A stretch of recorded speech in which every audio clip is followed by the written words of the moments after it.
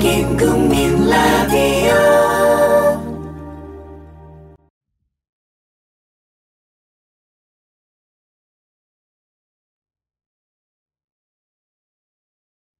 국민 라디오 소설 조선의열단 약산 김원봉 최종회 묘도 없고 이름도 없는 약산 극본 김용민 연출 임대웅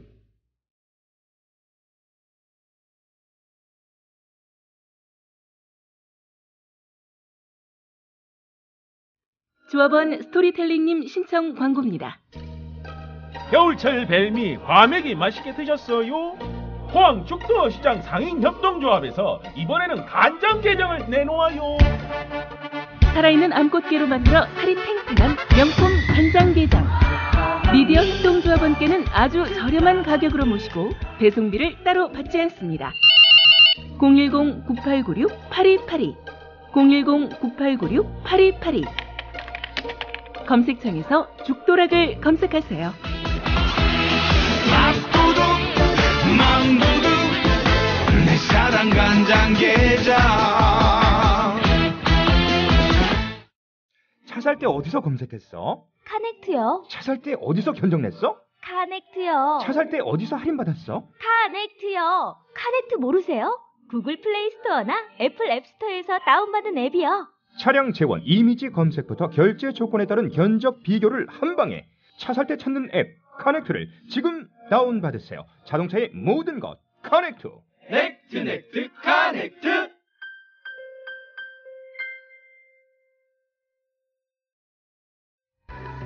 안녕하세요, 전창걸입니다.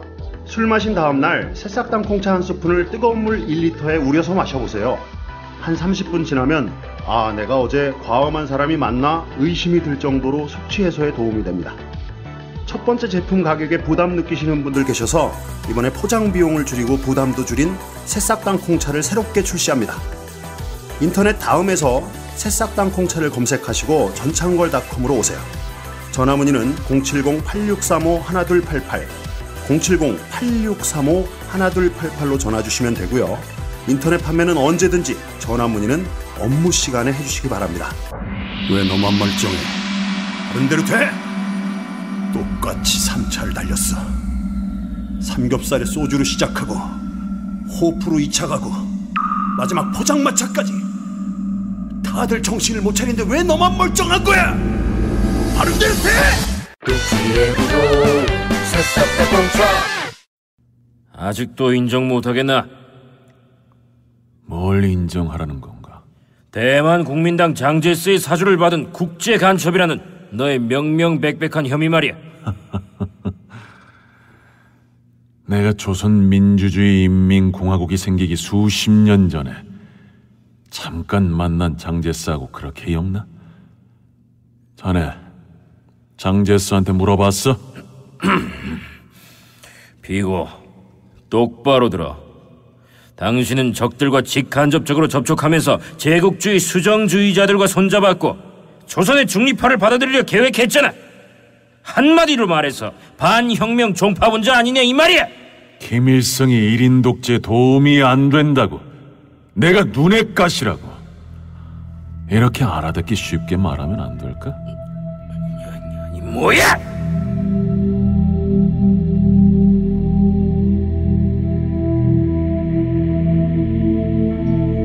김원봉이 지금까지 살아남았을 리 없다. 그렇다면 그는 어떻게 생을 마감했을까? 자살설이 유력하다. 여기는 교도소.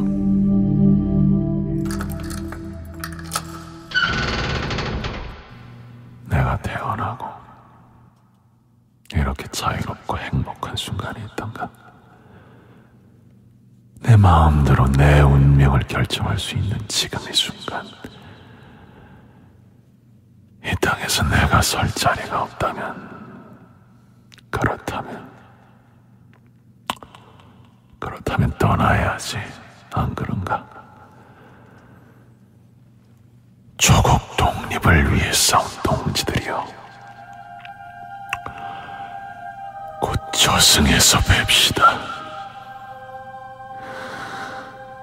광복이 왔다고는 하지만 조국의 현실이 비탄해서 당신들 앞에서 면목은 없지만 말이오. 거기서 우리 못다한 회포를 봅시다.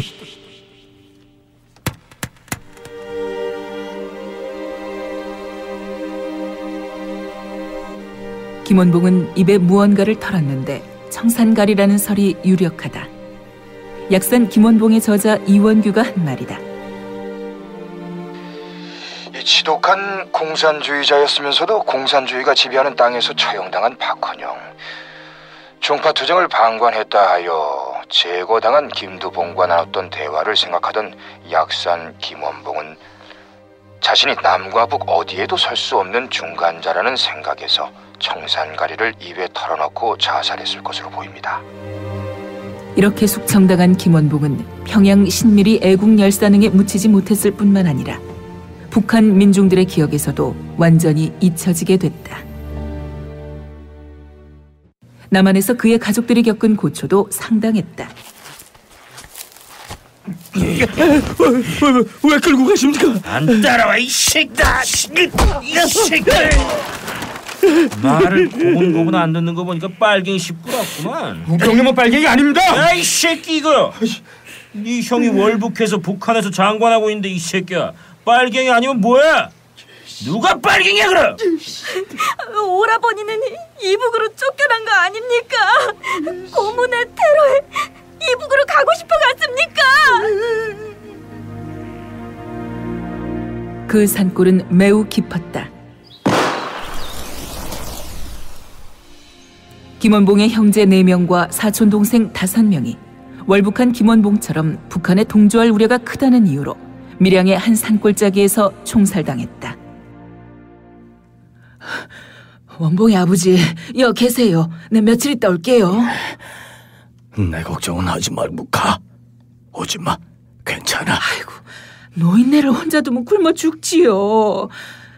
원봉이 아버지, 꼭 다시 올게요. 그때까지 이 주먹밥 좀씩 나눠 드세요. 꼭 살아계셔야 해요. 언양내나 무사히 내려가시게. 김원봉의 아버지는 간신히 총살은 면했지만 외딴 곳에 유폐됐다가 전쟁통에 굶어 죽었다.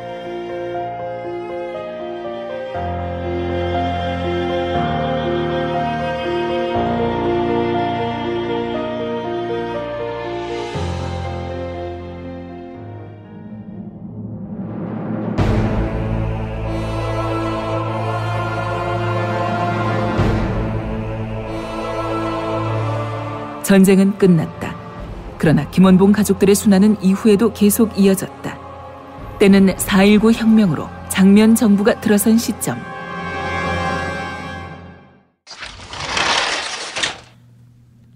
여기가 밀양 피학살자 조사대책위원회 맞습니까? 네, 맞습니다. 피해자신가요? 6.25 전쟁 과정 중 발생한 양민 학살 사건에 대한 진상 규명을 위한 기구, 바로 피학살자 조사대책위원회다. 이곳에 김원봉의 5째 동생인 김봉철이 들어왔다. 김봉철은 이 위원회의 도움을 받아 4 형제의 유고를 수습하고 장례식을 치렀다.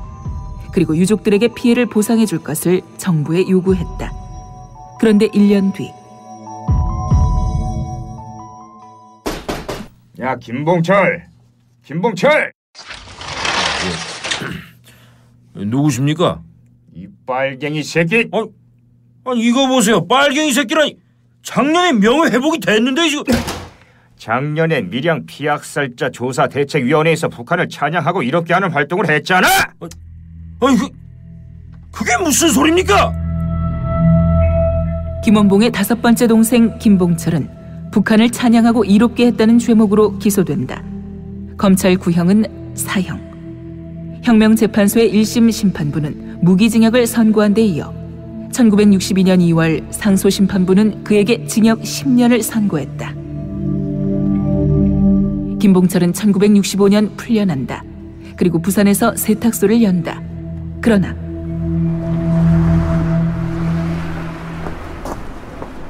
저제 빨갱이 가족이라 안 카나? 저 앞에 어슬렁거리는 남자들 말이다. 날마다 저러잖아. 형사란다, 정복과. 저기는 얼씬 더 많아야겠다. 하필 우리 동네 빨갱이 가족이 뭐고?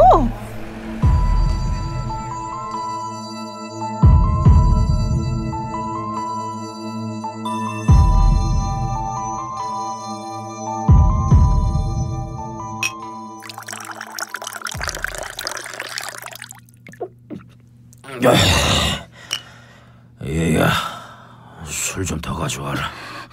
아버지, 그 술병이 마지막이에요. 벌써 술이 떨어져? 아버지, 이제 그만 좀 드세요. 언제까지 술로 세월을 보내시려고 하세요? 소주 좀 더 사오너라. 아버지, 돈도 없지만 이대로 술만 드시게 할 수는 없어요. 아이고, 내가 너희들에게 면목이 없구나. 7명이나 낳았어. 누구 하나 제대로 학교도 못 보내고, 거리에서 동냥하게 하고 구두 닦게 해서 입에 풀칠하게 했어. 예비는 술로 세월 보내고. 아이고, 미안하다. 예비가 죽일 놈이고. 아버지.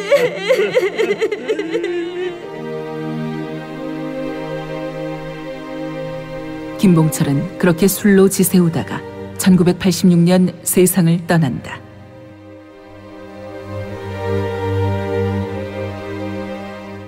(2007년) 참여정부에서 만든 진실화해를 위한 과거사 정리위원회, 5.16 군사 쿠데타 직후 국가재건 최고회의가 불법으로 장기간 구금하더니 죄가 없음에도 유죄로 처벌한 것을 확인한다. 그래서 고인 김봉철의 재심, 그리고 명예회복을 위한 절차를 밟을 것을 권고했다. 부산고등법원은 2010년 5월 김봉철 씨가 법관의 영장 없이 체포된 것은 위법한 것으로 형사소송법상 구속기간 30일을 넘겨 무려 177일 동안 구금됐으므로 수사관이 불법 체포, 감금죄를 범행한 사실이 증명됩니다. 따라서 재심 사유에 해당합니다. 이렇게 해서 재심이 시작됐다. 그리고 원심을 파기합니다. 따라서 무죄입니다. 유족들은 그렇게 해서 국가를 상대로 손해배상 청구 소송을 낸다. 서울중앙지법 제31 민사부, 또 서울고법 제11 민사부, 아울러 대법원은 이렇게 판결한다. 숨진이와 그의 가족들은 남북분단이라는 특수한 상황에서 반국가단체인 북한 또는 그 구성원을 찬양, 고무, 동조한 자의 가족이라는 멍에를 쓰고 평생을 사회적 냉대 속에 신분상, 경제상의 각종 불이익을 당했음이 넉넉히 인정된다. 따라서 피고는 불법 행위로 인해 숨진 이와 그의 유족들이 입은 정신적 손해를 배상할 의무가 있다. 따라서 국가는 숨진 김봉철 씨에게 5억 원, 처에게 2억 5천만 원, 자녀 7명에게 각각 1억 5천만 원, 형제 자매에게 각 3천만 원을 지급하라.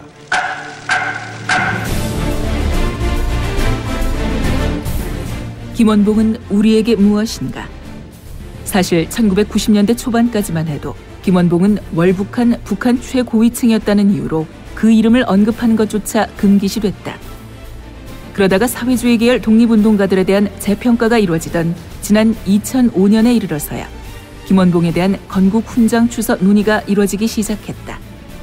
그러나 국가보훈처는 김원봉의 경우에는 자발적인 월북자 아닙니까? 게다가 북한에서 장관급 이상의 고위직을 역임했습니다. 서훈은 고려할 수 없습니다. 이후 2007년에 김원봉의 막내 여동생인 김학봉 씨가 김원봉의 독립운동 활동에 관한 공적 자료를 정부에 제출하여 다시금 건국 훈장을 수여해 줄 것을 요청했다. 그러나 자발적인 월북자, 북한에서 장관을 지낸 고위직이라는 사실은 달라지지 않았습니다. 따라서 여전히 거절할 수밖에 없습니다. 그 흔한 친일파들도 다 받은 건국 훈장이었건만 우리는 이 동아에서 일본 제국주의자를 완전히 구축하자는 것입니다. 중국의 형제들 긴밀히 악수합시다. 공동히 우리는 일본 제국주의를 나도하고 참으로 우리의 진정한 동아의 행복. 생전 김원봉의 육성이다. 조국 해방을 위해 싸웠던, 그러나 그 조국은 해방과 함께 또 다른 외세에 장악되고 얼마 안 돼 야심가들에 의해 국토는 분단됐다. 이런 와중에 남북 어디에도 설 자리가 없었던 김원봉. 그의 일생은 비운으로 마감했지만, 그래서 지금은 그가 세상에 남지 않았지만 우리가 계승해야 할 가치는 분명하다. 희망이 안 보인다고 절망하고 좌절하고 변절하지 않는 것, 바로 그것이다. 일제를 가장 두렵게 했던 약산 김원봉, 그리고 조선 의열단. 그들이 있었기에 우리는 절개와 자존심을 갖는 민족으로 온전히 존재하고 있지 않을까.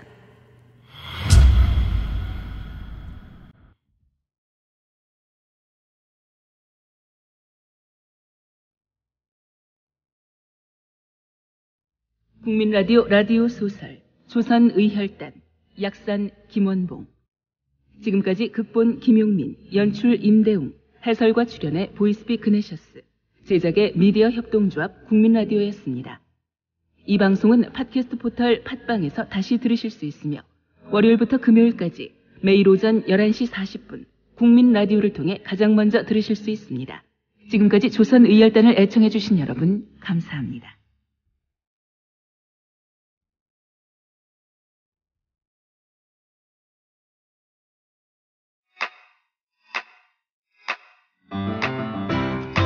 국민라디오 지지하는 4가지 방법 아시나요? 다운로드하기, 별점 주기, 댓글 달기, 구독하기.